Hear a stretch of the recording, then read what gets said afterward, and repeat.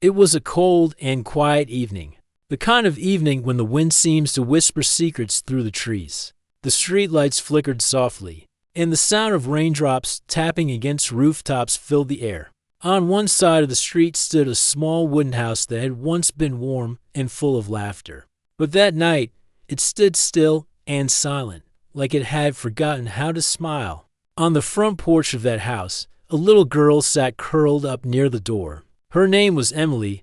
She was only 8 years old, but her eyes carried a sadness that didn't belong to a child. She wore a faded yellow sweater and held her knees close to her chest, trying to keep warm. The wooden steps beneath her were cold, and the rain had left the porch slightly damp. The world around her felt too big and too quiet. Emily's small voice broke the silence as she whispered, "I can't stand anymore." At first, her words disappeared into the wind, like a secret no one could hear. But then, she said it again, this time louder. Her voice cracked as she called out, "I can't stand anymore." It wasn't just the words. It was the pain in them. Her little hands trembled, her eyes filled with tears, and for a moment, it felt like the night itself stopped to listen. Emily had not always been this lonely. She remembered warm hugs, the smell of pancakes in the morning, and soft songs her mother used to hum while brushing her hair. Her mother's smile had been her whole world. But things changed 1 year ago.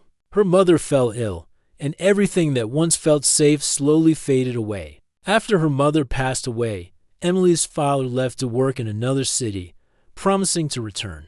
But days turned into weeks, and weeks turned into months. He never came back, with no one else to care for her. Emily was left in the house with a distant relative. This person didn't see her as family. To them, the house and the money left behind were more important than the little girl who lived inside it. Slowly, the house became less of a home and more of a place Emily simply stayed in.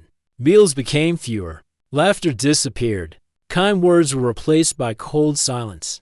That evening, Emily had been told to stay outside after a small argument. She didn't understand why things always felt so wrong. She hadn't done anything bad. She was just a little girl who missed her mom and dad. Sitting on the porch, she hugged herself tighter as the chilly wind brushed against her cheeks. Her tears rolled down quietly, one after another, leaving tiny wet marks on her face.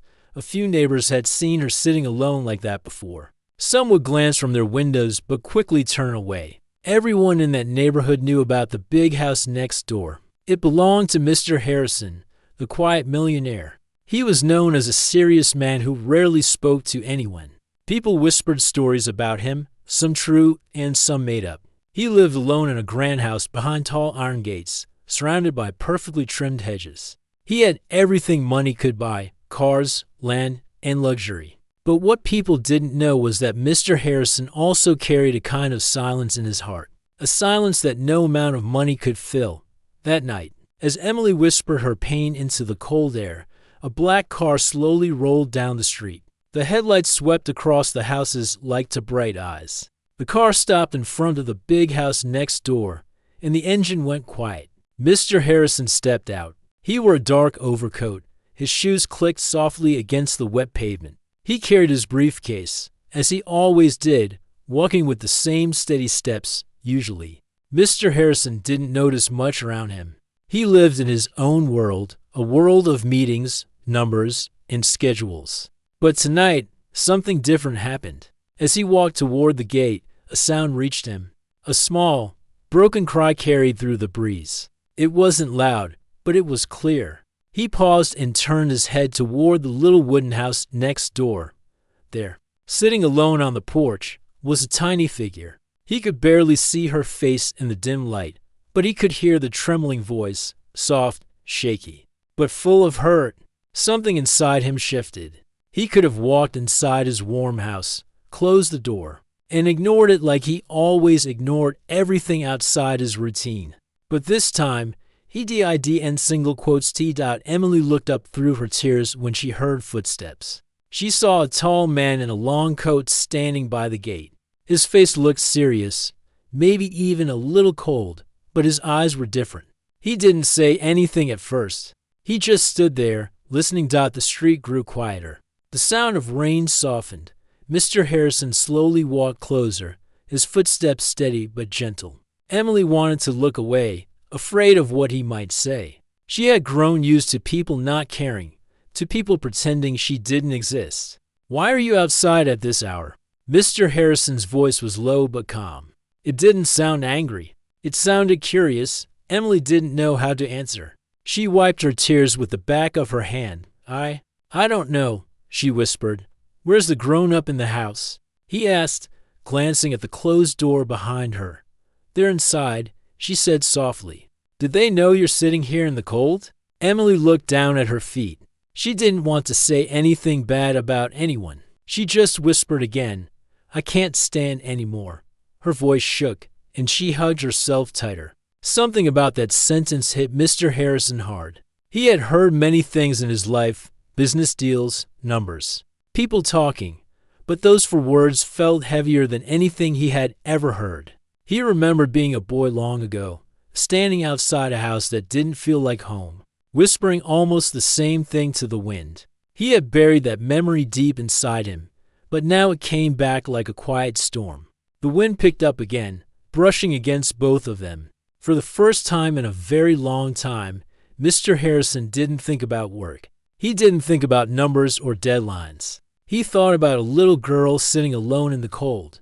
"Come here," he said softly. Emily hesitated. She had learned not to trust easily, but something in his voice felt safe, not loud, not angry, just warm. Slowly, she stood up, her tiny hands rubbing her arms for warmth. She walked closer to the edge of the porch, where he was standing near the gate. "Why are you crying?" he asked. Emily looked up at him, her big brown eyes glistening with tears. "I just want someone to come," she whispered. "I just want someone to care." Her words were simple. She didn't have fancy sentences, but those words carried a weight that broke something inside him. He had spent years building walls around his heart, walls made of success, awards, and long, lonely nights. But one little girl's voice started to crack those walls without even trying. For a moment, Mr. Harrison didn't know what to say. He wasn't used to comforting anyone. He wasn't used to feelings at all. But he knew he couldn't just leave her there. "Where are your parents?" he finally asked gently. "They're not here," Emily replied. She didn't say more. She didn't have the strength to explain everything. The lights from the Millionaire's big house reflected softly on the street. Behind him was warmth, safety, light. Behind her was a closed door and silence. He glanced at the house once more and then at the little girl in front of him. "Do you want to come stand over here where it's not so cold?" he asked. Emily nodded slowly. She walked carefully down the steps and stood closer to him, just near the gate. She didn't say a word, but the way she stood showed that she felt a tiny bit safer being near someone who noticed her. Harrison opened his coat slightly and held it over her, like a small shield from the wind. She looked up, surprised, because no one had done something so kind for her in a long time. "Thank you," she whispered. He nodded but didn't smile. He didn't know how to smile easily, but something in his heart softened. He realized that the world around him was bigger than the numbers he had chased all his life. There were real people, real stories, real pain. And standing in front of him was one of those stories. As they stood in silence, a neighbor opened their curtain slightly to peek outside. They whispered to someone inside the house but didn't come out. Most people saw but didn't act. Mr. Harrison wasn't sure what he was going to do, but he knew walking away was no longer an option. The rain slowed to a gentle drizzle. Emily shivered slightly, and he noticed it immediately. "You're freezing," he said softly. "Come inside for a moment." She hesitated again. The idea of stepping inside someone else's house scared her, but his voice didn't push. It didn't scare. It simply waited. Finally, she nodded, and he led her toward his gate. The grand house looked even bigger up close. Its tall windows glowed with soft golden light. To most people, it looked like a palace. To him, it had always been just a quiet, empty place. But tonight, as the little girl stepped through the gate, the house didn't feel so empty anymore. He opened the front door, and a gentle warmth wrapped around them. The fireplace inside the living room crackled softly. A golden chandelier glimmered above. Everything in the house was neat and polished, but it lacked the laughter of a real home. Until now, Emily stepped inside slowly, her eyes wide. She had never seen a place so beautiful, yet so quiet. Mr. Harrison gently handed her a warm towel and guided her to sit near the fire. He didn't ask too many questions. He didn't make promises. But his actions spoke louder than anything. For the first time that night, Emily felt something she hadn't felt in a very long time, safe outside. The small wooden house stood silent with its closed door. Inside, a little girl who had whispered her pain into the wind now sat wrapped in warmth. And the man who had spent years living alone in his big. The soft crackling of the fire filled the large living room. Emily sat on the thick rug near the fireplace, holding a cup of warm milk in both hands. Her fingers were still a little cold, but the warmth was slowly spreading through her. The golden light from the chandelier above gently touched her small face. And for the first time in a long time, she felt like the world wasn't completely against her. Mr. Harrison sat quietly in his armchair across the room. He had changed from his business suit into a dark sweater and slippers, something he rarely wore. Usually, when he came home, he followed the same routine: drop his keys on the table, warm some tea, and sit in silence with the television on but barely paying attention to it. His house was large and elegant, but empty. It was built with stone and glass, but not with laughter. Tonight felt different. There was someone else here. There was a small presence in the middle of all that quiet. He didn't want to scare her with questions. He just watched her carefully, noticing how she sat with her back straight but her hands holding the cup tightly, as if she feared it would be taken away. She didn't speak. She just stared at the fire with tired eyes. "Are you warm now?" he finally asked, his voice calm. She nodded. "Yes." "Good," he said softly. A silence followed. But it wasn't the usual cold silence he was used to. It was softer, almost peaceful. Emily slowly took a sip of the milk, letting the warmth fill her tiny body. She couldn't remember the last time someone had cared if she was warm or cold. "Do you live alone in that house?" he asked gently, not forcing the question. She shook her head. "No, someone stays with me." "Someone from your family?" "Yes," she whispered. Then she went quiet again. He didn't push. He could tell that speaking wasn't easy for her. She had carried too much in that little heart. He stood up, walked over to a small cabinet, and took out a thick blanket. Slowly, without a word, he placed it over her shoulders. She looked up at him with wide eyes. It had been so long since anyone had treated her with real kindness that she almost didn't know how to react. She just whispered, "Thank you." He nodded again and sat back down. Outside, the rain continued to fall gently. The world beyond those walls was still dark and cold. But inside, the warmth was spreading not just through the air, but also through to hearts, one young and wounded, the other old and locked away behind years of silence. Mr. Harrison looked at the little girl and saw something of himself in her. Years ago, he too had been a child standing in front of a door that felt too heavy to open.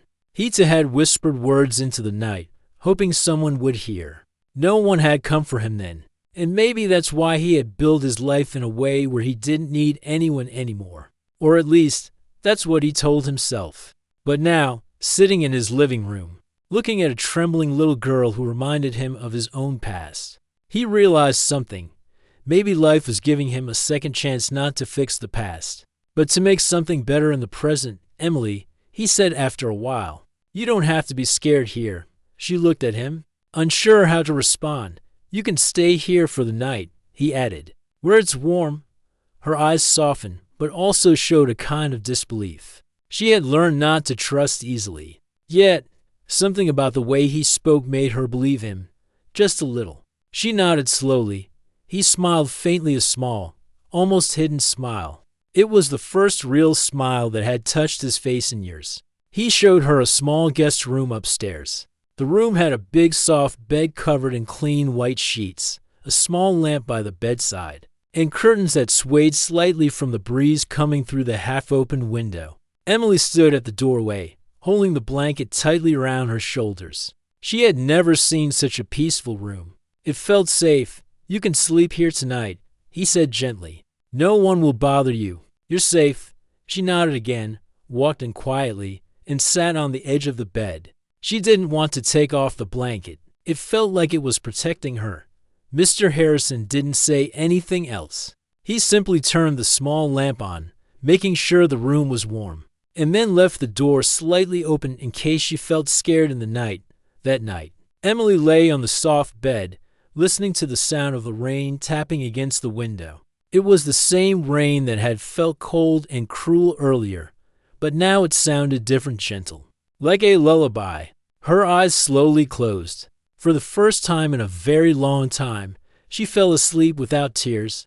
Downstairs, Mr. Harrison sat in his chair, staring at the fireplace. His heart was full of emotions he had locked away for years. He wasn't a man who easily let people in. But this wasn't just anyone. This was a child who had spoken words that echoed in his own memories. He knew he couldn't turn away. The next morning, sunlight peeked through the curtains and painted the floor with soft golden lines. Emily opened her eyes slowly, unsure where she was for a moment. Then she remembered the big house, the warm fire, the man with the kind voice. She sat up on the bed, holding the blanket to her chest when she walked downstairs. She saw Mr. Harrison in the kitchen. He wasn't a good cook, but he had managed to make toast, eggs, and warm tea. The smell filled the house. He turned and saw her standing there in the doorway. "Good morning," he said gently. "Good morning." She whispered back. "Come sit," he said, pointing to the chair at the table. She walked over slowly and sat down. A plate of food was in front of her. She hadn't had breakfast like this in a long time.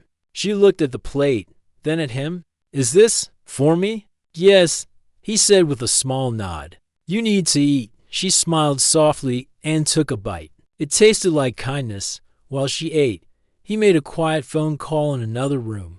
He spoke to someone from a community service group who helped children in need. He didn't tell her what he was doing because he didn't want to make her scared. He just wanted to make sure she would be safe from now on. He also spoke to the local authorities to make sure everything was done properly. He wasn't just a man with money, he was a man who had learned the importance of doing the right thing. A few hours later, there was a gentle knock at the door. Two kind-faced people from the Child Support Center stood outside. They spoke softly and kindly, asking about Emily's situation. Mr. Harrison stood beside her the entire time, not letting her feel alone for even a second. She held his hand without even realizing it. It felt like holding a safe wall that would not let her fall again. When the authorities heard her story, they promised to help. They assured her that she wouldn't have to stay in a place where she felt unwanted anymore. They thanked Mr. Harrison for stepping in at the right time.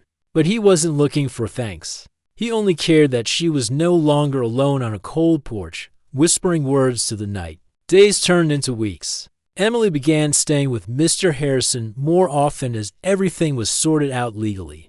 The once silent mansion started to fill with little sounds, her soft footsteps in the hallway, her laughter when she played with the old piano in the corner, the sound of her singing along with the radio. She started leaving her drawings on the kitchen counter and sticking little paper hearts on the fridge. Every day, the house grew warmer, not because of the fireplace, but because of her presence.